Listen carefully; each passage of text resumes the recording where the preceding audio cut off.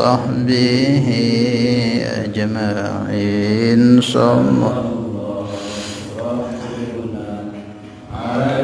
نور المبين أحمد المصطفى سيد المرسلين وعلى آله به أجمعين وعلى آله وصحبه أجمعين. صلى الله على نور المبين أحمد المصطفى سيد المرسلين على آله وصحبه أجمعين وعلى آله وصحبه أجمعين. بسم الله الرحمن الرحيم. إلى حضرة النبي المصطفى سيدنا رسول الله صلى الله عليه وسلم وعلى آله وأزواجه وذرية الصحابة وأتباعه وإلى حضرة جميع إخوانه من الأنبياء والمرسلين والشهداء الصالحين أولياء المقربين علماء العاملين والمصنفين وجميع الملائكة المقربين وخصوصا إلى حضرة الشيخ الإمام أحمد بن عطاء الله السكندري رضي الله تعالى عنه. شاء لله لهم الفاتحة. بسم الله الرحمن الرحيم. الحمد لله رب العالمين الرحمن إياك نعبد وإياك نستعين اهدنا الصراط المستقيم صراط الذين أنعمت عليهم.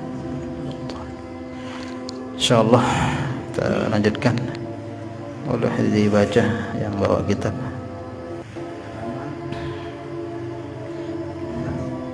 Halaman 53. Iya 53.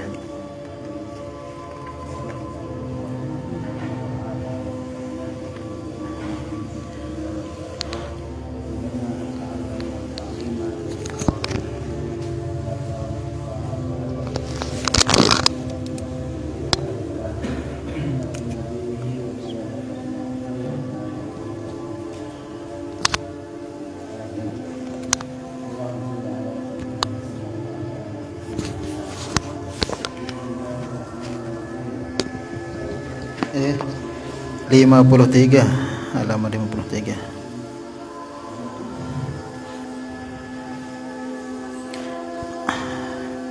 Kosong. Iya itu.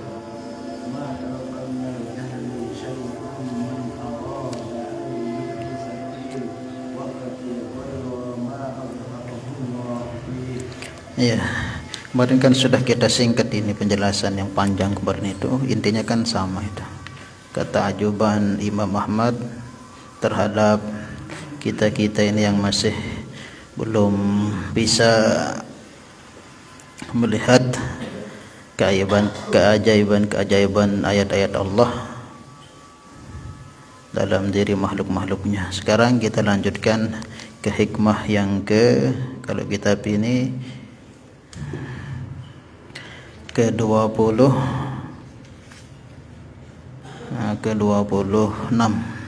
yang baca dulu. Bismillahirrahmanirrahim. Nawayna ta'alluma wa ta'lim tadhakkur wa tadhkir nafa wal intifa ifada wa istifada wa hatta ala tamassuki bi kitabillah wa sunnata nabiyhi wa dilalata ila al khair wa du'a ila al huda ibtigha mardatihi thawabihi wa qurbihi amin. Qala al muallif rahimahullahu ta'ala alayhi wa nafa'ana Allah bihi wa bi ulumihi bid dunya wal akhirah. Bunyi hikmahnya yang baca dulu. Ma taraka minal jahli syai'an man arada an yuhditha fil waqti ghaira ma azharahu Allah fihi. Terjemahnya, ma taraka tidaklah meninggalkan minal jahli daripada kebodohan syai'an sedikit pun, man orang arada yang menginginkan ayyuhadditha terjadinya sesuatu fi waqti di dalam waktu ghairu ma azharahu Allah fihi, bukan di waktu yang telah Allah tetapkan di dalamnya. Itu terjemah bebasnya, termasuk sangat kebodohan orang yang menginginkan sesuatu itu terjadi pada dirinya bukan pada sesuatu yang telah ditetapkan oleh Allah Subhanahu wa taala. Jadi kalau bahasa kasarnya ngatur Allah, yatur Allah taala. Nah, ini bahasa terjemahnya. Maka hikmah ini sebagian ulama menyebutkan adalah bagian daripada kita diperintahkan untuk ridha terhadap apa yang telah Allah tetapkan kepada kita. Gak usah ikut campur terhadap apa yang telah Allah atur untuk kita. Seperti hikmah yang dulu itu, sekuat apapun kita mau berusaha, sekuat apapun kita mau ikhtiar, tidak akan mampu membelokkan apa yang telah ditetapkan oleh Allah. Kita ini sudah punya program masing-masing. Dari kita di alam ruh itu sampai nanti di surga sudah program kita sudah ada. Tinggal jalani saja. Nah, jangan terlalu berlebihan. Toh juga apa yang kita usahakan yang akan terjadi yaitu yang telah ditetapkan oleh Allah. Wa ma tasyauna illa ayyasha Allah rabbal alamin. Kita punya kehendak, kita ingin ini ingin itu, tapi yang akhirnya yang terjadi kehendak Allah Subhanahu wa taala. Maka termasuk kebodohan, sangat kebodohan orang yang ingin mengatur Allah Subhanahu wa taala. Aku pengen sekarang, aku mau begini, aku mau begini. Tidak bisa seperti itu. Kita ini menjalani setiap gerak-gerik langkah kita ini akan takdir-takdir Allah Subhanahu wa taala.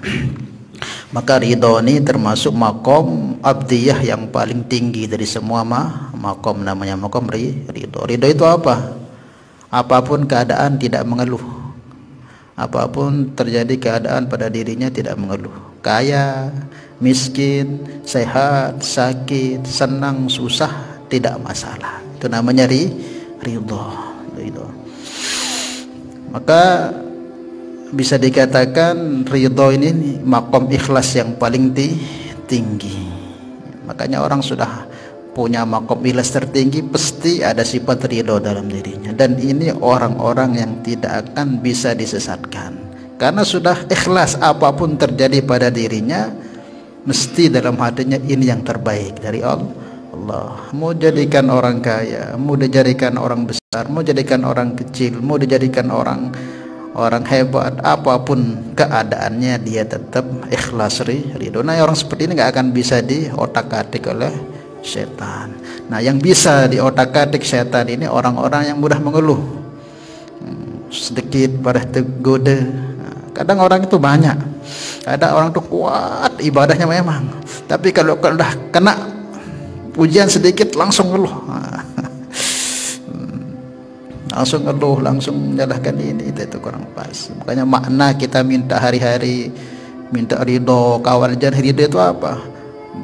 Untuk supaya kita senantiasa berserah diri terhadap apa yang Allah tetapkan kepada kita. Maka dalam Al-Quran disebutkan kan, "Tsumma la'atiyannahum min baini aydihim wa min khalfihim wa an aymanihim wa an syama'ilihim." Aku akan datangi anak Adam ini dari belakang, dari depan, dari kiri, dari kanan. Tetapi ada yang aku tidak bisa goda itu. Siapa? Illa ibadaka minhumul mukhlasin, yang sudah ikhlas, yang apapun keadaan yang Allah tetapkan kepada dia, dia tetap ikhlas ridho. Paham ya?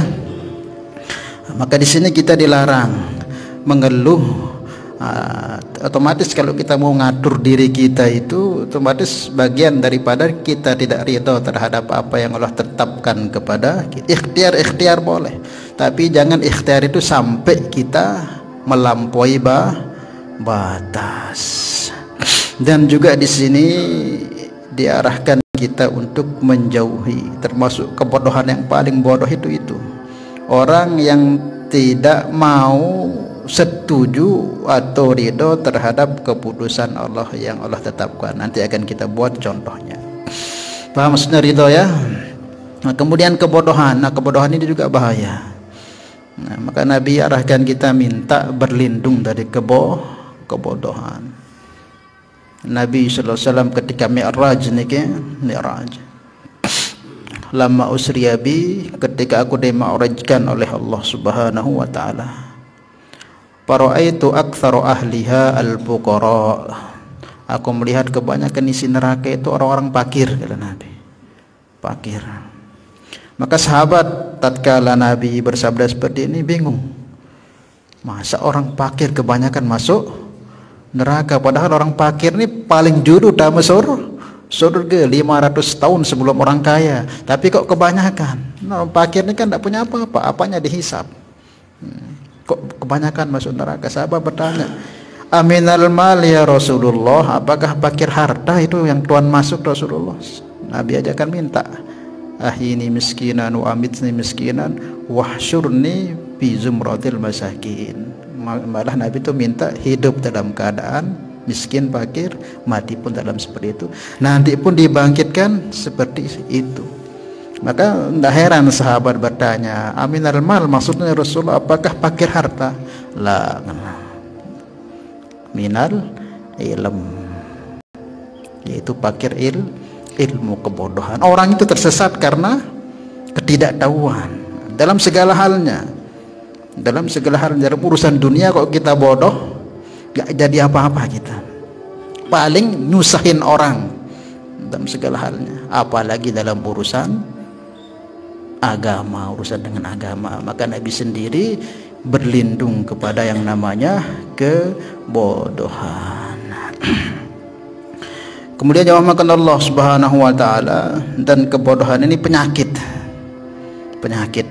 Sebagian ulama menyebutkan ada 3 tingkatan kebodohan. Nanti yang paling terakhir ini intinya kebodohan. Ada 3 keadaan, ada jahil rendah, yang rendah, ada jahil murakkab, ada yang di atasnya murakkab ini.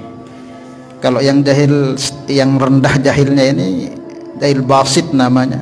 Kalau bisa dikatakan, kadang orang yang punya jahil bodoh seperti ini juga ada baiknya begitu, supaya dia tidak terlalu banyak mengetahui tentang urusan dunia. Tapi juga kekurangan itu. Seperti misal orang ditanya, "Hei Fulan, kamu tahu yang namanya kuda?" katanya. Ditanya, "Kamu tahu yang namanya kuda?" Enggak tahu katanya. Nah, ini orang seperti ini bodoh karena dia tidak tahu. Nah, ini namanya jahil basit, itu dia tidak tahu sesuatu dan tahu dirinya tidak tahu. Saya nggak tahu namanya kuda itu. Nah, ini aib juga, ini namanya kebodohan. Ada namanya jahil itu murakkab. Dia tidak tahu apa-apa terus dia tahu dirinya dia tahu. Ini namanya jahil meningkat ini. Kamu tahu kuda? Kita tanya dia. Tahu saya. No kan. Aku sinton sinar tunjuk no sempede. No kan kuda kan. Paham maksudnya ini? Ini jahil murakkab. Dia tahu, dia nggak tahu perkara dan nggak tahu dirinya tidak tahu. Ditanya, kamu tahu kuda? Tahu katanya. Mana? Selaku sintijo sepeda. Dia nggak tahu dan dia tahu dirinya nggak tahu, padahal itu bukan kuda. Ini jahil murakkab namanya. Bodohnya tutu'en sudah. Nah, ada lagi yang lebih dari itu. Itulah orang jahil, tidak ngerti terhadap Tuhannya, nggak ngerti siapa yang menciptakan dia, nggak ngerti siapa yang memberi rezeki dia, nggak ngerti siapa yang mengatur dia, siapa yang mengontrol darah dia, yang memberi rezeki kepada dia, yang mengatur peredaran darah dalam tubuhnya. Dia nggak tahu itu. Nah, ini namanya jahil, di atasnya murakkab. Paham ya? Nah, kemudian jawabkan Allah Subhanahu wa taala dalam satu kaul juga niki, ada sopo ulama mengatakan asbab pertama, sumber pertama kerusakan di alam dunia atau nanti selepas dunia ini adalah kebodohan. Aslun fasad fid dunya wal akhirah wa hiya al jahlu. Sumber kerusakan terjadi di dunia dan nanti juga di akhirat.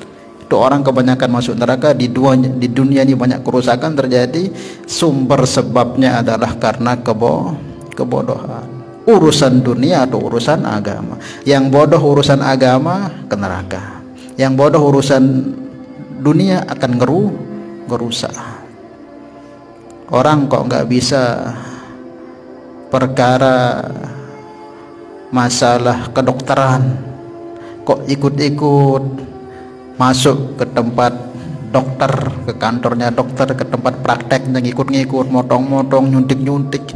Nah, nanti bisa akan mudoror, bisa nanti akan membawa kematian karena dia nggak ahli. Bisa nanti obat yang untuk orang darah tinggi diberikan kepada orang yang darah rendah, ya bisa mudoror jadinya. Orang yang nggak ahli dalam listrik juga begitu, masuk ke tempat orang ngatur-ngatur listrik nanti bisa kebakar, bisa meledak, bisa mudorot. Itu urusan dunia, kalau nggak ahli juga seperti itu. Apalagi urusan agama.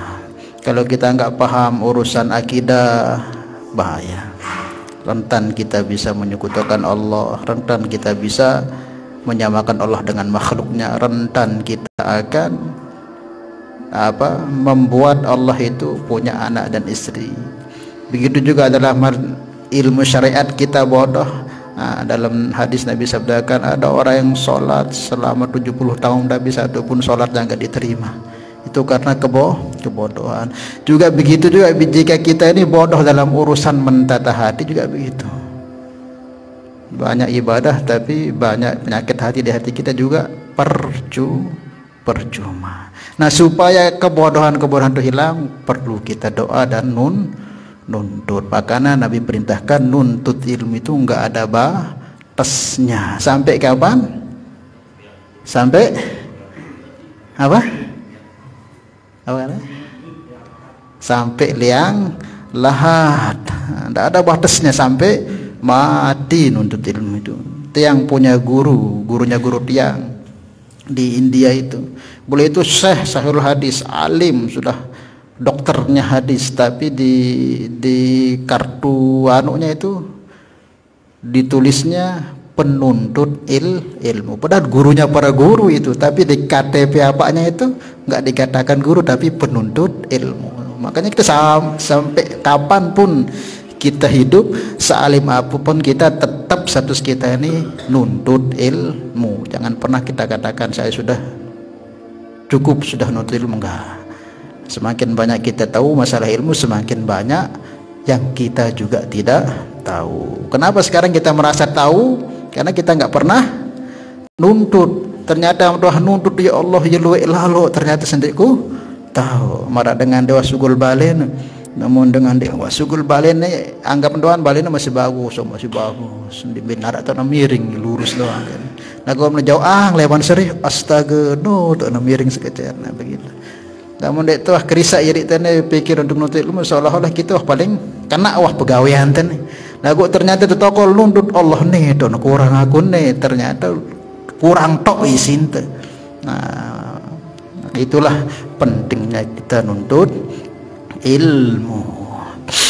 Nah di sini hikmah ini menyebutkan ma taraka minal jahli syai'an man arada yuhditsa fil waqti ghairu ma adharahu Allah fihi, dan ini bagian daripada adab kita kepada Allah, yaitu jangan kita bersegera atau ingin sesuatu itu terjadi menurut maunya kita, tapi bersabarlah, tunggu apa yang Allah Subhanahu wa taala tetapkan, dan juga yang akan terjadi pasti apa yang Allah tetapkan kepada kita tidak akan berubah itu. Kalau dalam Lauhil Mahfuz catatannya kita ini akan menjadi orang sukses, walaupun ini baca bahasa catatan amal takdirnya, walaupun seumpama ndek sangat berusaha tetap akan mendapatkan apa yang telah digariskan di Lauhil Mahfuzan tersebut. Tetapi walaupun kita ini usaha sebanyak apapun, tapi memang tulisan di sana yang akan seperti itu, akan seperti itu yang kita akan, tidak akan meleset, tidak akan berubah. Paham ya? Maka dicontohkan banyak sekali oleh para ulama, termasuk dalam kitab-kitab syarah daripada kitab Hikam niki. Di antara contohnya, seumpama kita ini ditakdirkan menjadi penuntut ilmu atau seorang ustadz misalnya, seorang ustadz atau penuntut ilmu. Kalau kita diletakkan di makom seorang ustadz atau penuntut, tekuni sudah itu. Ya hari-hari ngajar sudah. Karena di sana Allah letakkan kita. Tidak usah pikir-pikir yang lain, ngajar saja. Nanti di sana ngajar dan kecukupan kita hari-hari itu dicukupi oleh Allah. Masalah makan tercukupi, untuk anak tercukupi, teruslah ngajar di sana. Tidak usah pindah ke makom yang lain, kecuali kalau Allah nanti yang suruh pindah gitu. Nanti Allah yang uruskan urusannya itu. Tetap sudah ngajar, nanti Allah akan uruskan, akan atur sendiri nanti.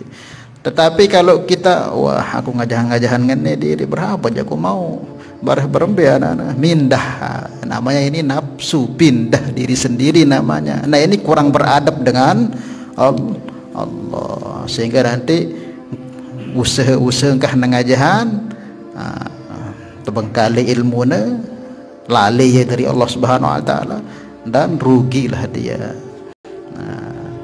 Kecuali kalau memang Allah yang pindahkan dia ke tempat lain, itu baru beradab. Misalnya ngajahan, semakin ngajahan semakin dinar jamaah, semakin dinar rezeki dua telang berarti iwah disuruh Allah taala kah ngajahan ndot zikir wah. Ini orang-orang yang tercukupi kebutuhannya. Dia ngajar tapi tercukupi, untuk anak istrinya tercukupi, untuk dirinya tercukupi, dan punya apa-apa dan dimiliki. Ya sudah, tekuni sudah ngajar itu, tekuni sudah nutil, jangan pindah sebelum Allah perintah pindah. Di antara perintahnya gimana seperti itu tadi. Kalau memang sudah ngajar itu sudah mulai banyak orang nggak ngaji gitu, satu persatu dengan luar pak, berarti kita disuruh berhenti sudah ngajar, tekun sudah ibadah. Begitu juga dalam usaha, misalnya kita usaha demikian, sebagian dok segara atau sebagian dok kantor. Nah selagi itu tidak membawa kita kepada yang haram, usaha kita itu tidak membawa kita lalai kepada Allah, usaha tetap ngaji itu masih tetap, terus anak istri tetap ngelor mangan dan sebagainya, terus zikir dapat tetap terjaga, ndotoh lek makom dendek pindah sebelum nanti Allah suruh pindah. Dot sudah tekuni situ. Asalkan di sana kita tidak maksiat, di usaha kita itu masih jalan, dinar haramna, dinar riba, dan nipu-nipu. Terus ndek terlali berlebihan itu. Nah, tercukupi anak istri kita, buat ngaji ya, buat sembahyang berjamaah, pegang itu sungguh-sungguh tekuni sudah. Nah, nanti kalau Allah suruh pindah, baru pindah. Apa contohnya? Contohnya kalau suruh pindah kita itu, mesti kalau kita buat usaha ini mesti jatuh jok riba misalnya, itu bengkelit wah riba bareh nih, bareh nyogok atau bareh, oh berarti itu tanda Allah suruh pindah. Atau mungkin lenu senu lali diri, dia tuh ini mau ibadah isi, kadang terpodok atau sembahyang, oh berarti itu Allah suruh pindah di saat itu. Cari kerja yang lebih menyelamatkan agama kita, lebih menjauhkan kita dari yang haram. Lagu lamun te lek makom pegawaian teno dinara haram na, terus bu dan apakah ya anak istri ente tercukupi kebutuhan hari-hari ente, bahkan bu tersumbangkan joksa lain, tetap ibadah tetegawi tekunin dot hal itu syukuri, insyaallah barokah ketenangan kita akan dapatkan. Begitu juga ketika kita punya jabatan begitu. Kalau kita punya jabatan kita jalan, dan dalam jabatan ini tidak membawa kita melanggar gitu. Dia main sogo itu haram itu. Musim apa nak ini musim caleg ini. Cogok itu haram, besar kecilnya tetap haram. Ar-rashi wal murdasi binnar, yang disogok dan menjogok bareng-bareng saling entek dalam neraka. Paham ya? Astagusat wah kulai midungan ini nekengkah pirlalo aja masjid tebengan. Jangan sampai itu. Tapi kalau niatnya sodakoh lillahi ta'ala ya lain lagi. Ini dia bersodakoh supaya nanti dipilih tujuan saat lain, lain lagi sudah itu. Menyogok kedua-duanya berbahaya. Tapi kalau lillahi ta'ala ikhlas, dari mulutnya dikatakan dinar apa ya, sudah terima, kita hukumi apa yang diucapkan itu. Seperti itu. Paham ya? Nah, ketika jadi pemimpin itu dia bisa menjaga amalnya, kemudian dengan gajinya itu mencukupi keluarganya, kemudian juga tidak dia haram dia kerjakan, tidak dia buat macam-macam dia kerjaan, dia musuh di sana dari pekerjaan sebagai pemimpin itu. Tetapi kalau sudah di pemimpin itu nanti macam-macam yang haram-haram datang, ini jadi pihak KP ini kedatangan sudah berharap 40 juta nih. Nah, wah ngono-ngono doang aja model lah, wah engkah wah lamun dek ngono bahaya. Atau mungkin dek dengan ya halal lagu semakin terlalai, jadi dek tuh tay kerenjok masjid, dek tuh haron pengajian, disibuk doang itu. Nah, ini juga bahaya. Lagu lamun tebau jaga diri teh leman saharam, terus amal ibadah tetap ini teh sanjung-sanjung insyaallah ta'ala. Paham ya? Jadi seperti itu. Ataupun juga pada fisik kita, kalau kita diuji oleh Allah Subhanahu wa taala berupa sakit begitu. Kalau kita diuji sakit Allah taala tetap terbau ingat joko Allah taala bau unda bersabar dendek wah endeng sehat tuh. Ridho sudah. Sakit misalnya lagu sakit nih ndek mengganggu, ndek terlalu merepotkan jok. Paling ya berkhidmat orang istri ke anak itu kan itu udah kewajiban itu kalau sakit. Maksudnya dia terlalu merepotkan seperti sakit ya mungkin sakit otak atau apa sakit yang mungkin sampai bulan-bulanan, tapi tidak terlalu berat gitu istilahnya. Nah sudah, tetapi di saat sakit itu tetap terbau zikir, tetap terbau ingat Allah Ta'ala, lebih ringan diri dalam ibadah. Ya sudah, tidak usah minta sehat. Nah, nanti Allah yang atur kapan Allah mau sehatkan. Ada aku ridha kapan Allah sehatkan. Nah, gitu. Nanti kalau nggak gitu kita minta sehat, malah kenikmatan ibadah ingat Allah ketika sakit itu dicabut. Nah, paham maksudnya ya? Nah, begitu juga ketika sehat, dendek minta kena musibah, tapi yang tersehat bagus. Kesehatannya bote begawean halal, bote ibadah sak bagus, dendek sak minta macam-macam sakit atau kena musibah itu kuat bare, malah kita mengeluh kepada Allah Subhanahu wa taala. Jadinya intinya jangan sampai kita pindah dalam suatu keadaan yang Allah sudah tetapkan dan di sana halal, tidak terganggu ibadah kita, nafkah kita harian terpenuhi. Jangan pindah ke tempat yang lain, itu sudah bagus Allah letakkan karena tidak ada gangguannya. Kita kerja di sana halal, hasilnya bisa untuk kita tercukupi, kemudian ibadah kita jalan, dendek pindah, diam di sana, Allah akan cukupi di sana. Tapi kalau pindah berarti itu nggak punya adab dengan Allah Subhanahu wa taala. Kapan boleh pindah seperti itu tadi? Oh ternyata banyak haramnya di sini. Oh ternyata banyak lalainya. Pindah sudah cari yang lain. Paham maksudnya ya? Nah ini diantara maksud daripada hikmah yang ke-26. Jadi adab kita kepada Allah itu jangan berbuat atau jangan bertindak sebelum diperintah oleh Allah Subhanahu wa taala. Atau mungkin ada seorang murid yang berkhidmat kepada gurunya, begitu berkhidmat terus. Nah murid ini nggak usah pikir apa-apa, berkhidmat sudah di situ. Nggak usah. Seumpama dia ada seorang yang berkhidmat kepada tuan guru misalnya, tercukupi sama tuan guru itu. Yang punya pondok besar tercukupi. Antum ndak usah kerja, sama saya aja ke mana-mana, nanti urusan keuanganmu saya yang cukupi. Ya sudah, ikut sudah situ, syukuri ikut sudah tercukupi. Dendek barah meleh pindah lemanto, kecuali dendek gurunya pindah, ya sudah kamu saya izinkan di sana, tidak apa-apa. Tapi kalau dia pindah nanti malah masalah gurunya nanti kurang enak hatinya, terus dia kurang beradab jadinya, sehingga nanti kurang barokah. Wallahu a'lam bishawab. Paham maksudnya ini ya? Ini diantara maksud daripada hikmah yang ke-26 ini. Jadinya intinya bagaimana kita ini seorang salik, seorang yang ingin mendekat dengan Allah, tentunya harus kita betul-betul jaga adab dengan Allah dalam setiap keadaan kita. Dek napa tawas zikir doang, dek napa tawas sembahyang doang, jaga adab dengan ngaji. Dek dalam hal-hal keduniaan itu juga ketika kita mau berbuat itu, ini pas enggak dengan apa yang Allah kehendaki, itu orang salik itu dipikirkan itu. Salik ini orang-orang yang ingin dekat itu harus perlu diperhatikan. Kalau pengen tetap dekat dengan Allah. Tapi kalau nggak pedulikan hal-hal seperti itu, ya tidak akan bisa nanti kita ingin menjadi kekasih Allah Subhanahu wa ta'ala. Wallahu a'lam bishawab. Nah, sebelum kita lanjutkan, boleh mungkin ada yang tanya?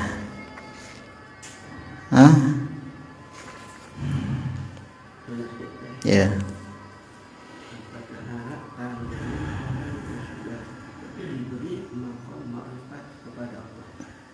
Maqam ma'rifat kepada Allah. Ketuaan seisawah. Tandanya orang ma'rifat kepada Allah itu gimana? Apakah dia kuat ibadahnya kepada Allah, atau dia kuat ta'alluqnya kepada Allah Subhanahu wa taala? Tandanya orang ma'rifat itu ya, kalau bahasanya para ulama, dia mampu menggabungkan antara dua.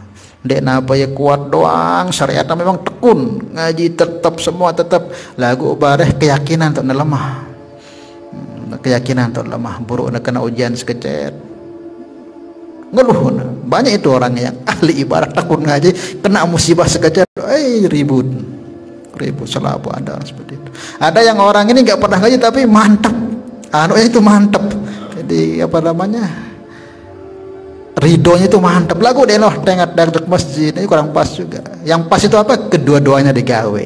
Dia tekun ibadah, tetap juga hatinya ta'aluknya kepada Allah. Nggak bisa, harus digabungkan kedua-duanya. Kalau hanya orang makrifat itu dia mengamalkan batinnya saja, pokok apa keputusan Allah dia ridho, lagu tidak pernah kelihatan dia menjaga syariat-syariat dengan cara yang contohkan Nabi, juga belum pas. Jadi harus dijalani semuanya seperti yang dicontohkan Rasulullah manusia yang paling takwa, yang paling hebat, tapi beliau sempurna dalam menjalankan syariatnya. Maka dulu saya punya Ustadz Maulana Ihsan, beliau punya guru itu, beliau mengatakan, ada gurunya itu ditanya tentang ciri-ciri seorang wali Allah itu bagaimana ciri-cirinya. Katanya Tuhan ini seorang kekasih Allah, wali Allah katanya. Tapi aku nggak pernah melihat ciri-ciri kewalian Tuhan katanya. Maka dia katakan, memang kamu mau lihat apa dari saya katanya. Maksudnya tidak pernah kelihatan terbang apa gitu, berjalan di air itu. Kamu itu yang kamu inginkan dari saya katanya. Kalau terbang dong sama derajat saya dengan burung kan. Berjalan di air dong sama derajat saya sama apa namanya bisa di air itu.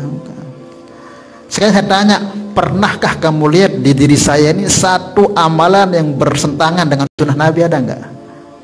Dalam cara berjalan saya, cara bicara saya, cara makan itu ada bertentangan enggak? Tidak ada. Itulah ciri-ciri wali yang paling besar itu. Tatkala sempurna syariat diamalkan, bukan yang pintar terbang, bukan yang pintar ini, bukan itu wali yang tingkat kecil itu yang punya seperti itu. Wali yang tingkat besar itu apa? Hakikat syariat sempurna dalam diri itulah. Imam Syafi'i sudah mengatakan, illam yakun ulama waliyan maka nalillahi waliyan. Kalau bukan ulama, orang yang paham, yang mengamalkan ilmunya itu, dia punya ilmu diamalkan betul-betul, maka tidak ada wali. Maka wali-wali yang masyhur sampai sekarang ini semua orang-orang alim. Syekh Abdul Qadir Jailani Sultan Aulia orang alim, Syekh Bahuddin Naqsyabandi orang alim, Syekh Hasan Sazili, Abul Abbas Al-Mursi, Ahmad Ibn Athaillah, makanya pencarangan kita orang alim. Imam Haddad orang alim, punya murid banyak. Tidak ada ceritanya wali yang tingkat super tinggi itu orang bodoh. Mungkin ada wali-wali yang tingkat-tingkat rendah itu ya bisa dikasih ilmu laduni oleh Allah tanpa belajar, tapi khusus itu. Tapi wali-wali akbar itu hanyalah dari kalangan orang-orang berilmu. Paham ya? Itu cara kita. Jangan kita ngelihat orang itu dari yang khariqul adahnya, enggak menjamin itu. Maksudnya dari karomah. Memang karomah itu bagian dari ciri-ciri kewalian, tapi jangan sampai itu kita patok jadi orang itu bermakrifat. Paham ya? Dari intinya kita, dan juga jangan kita salahkan kalau memang ada orang yang seperti itu. Ada lagi? Ya.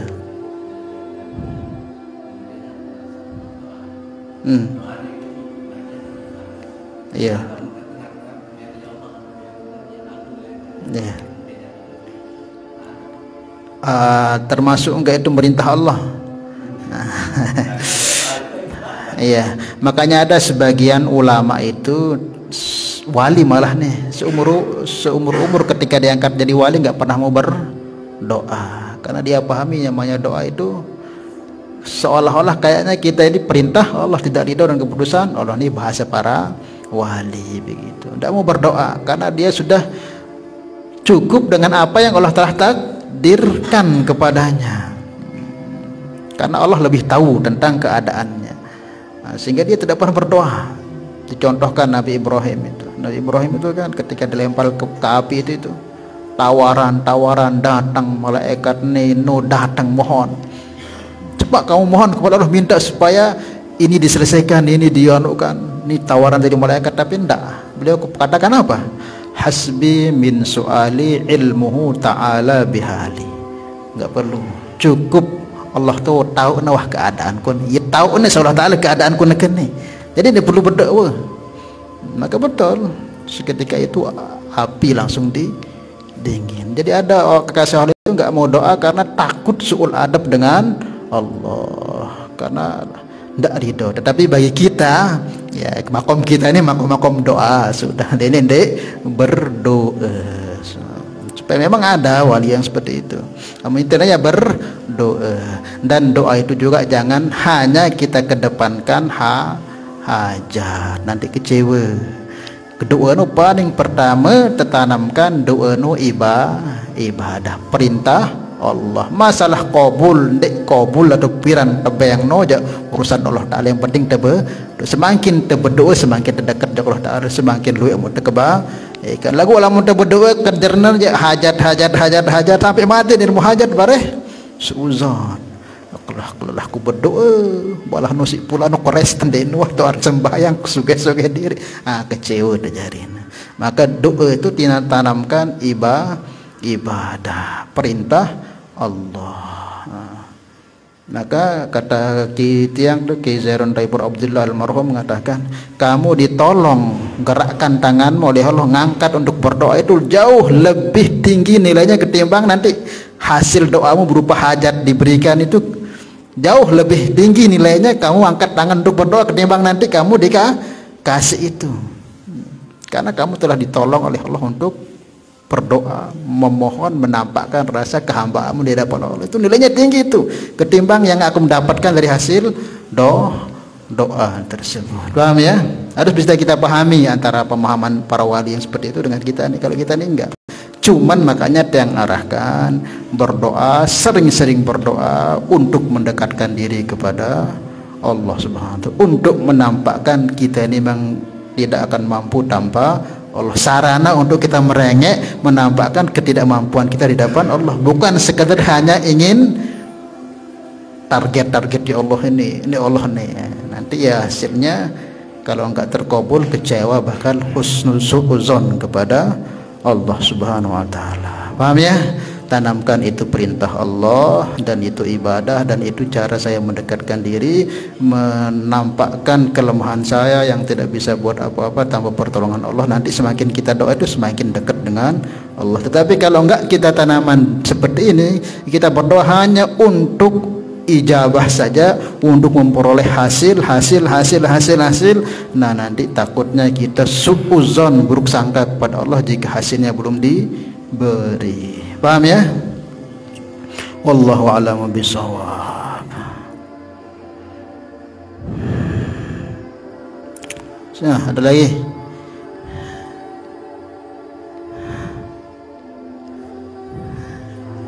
Hah? Lain cukup? Iya. Masalah percalekan.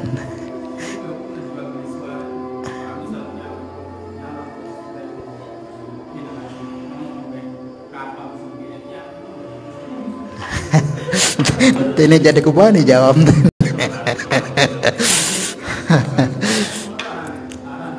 Iya, iya. Kita hukumi bahasanya saja.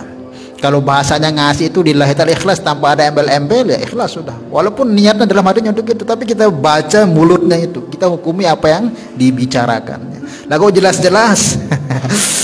Piri dengan montong nitong. Barang nih, mungkin kan jelas itu sudah.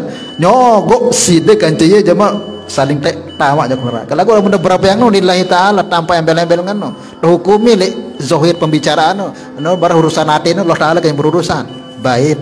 Paham maksudnya ya? Lagu lah bahara embel-embel nih kena berarti itu sogok. Nabi jelas mengatakan ar-rasi wal murdasi benar, yang disogok dan terima sogok kedua-duanya sudah jadi kacis masuk neraka. Paham ya? Nah, bukan kita anti terima itu ndak, dalam artian kita lihat bahasanya gitu. Urusan hatinya itu dia punya urusan dengan Allah. Terus dia terpilih Ustaz, kurang ajar sih dia. Nah, makanya paling bagusnya sudah hati-hati, nggak usah, sudah cukup sudah dengan apa yang ada itu. Hah? Rezeki minallah. Lagu dede jemaah. Teketuan bis sudah lecok. Iya. Makanya ya hati-hati, sudah betul-betul jaga iri. Salah ya? Iya, iya.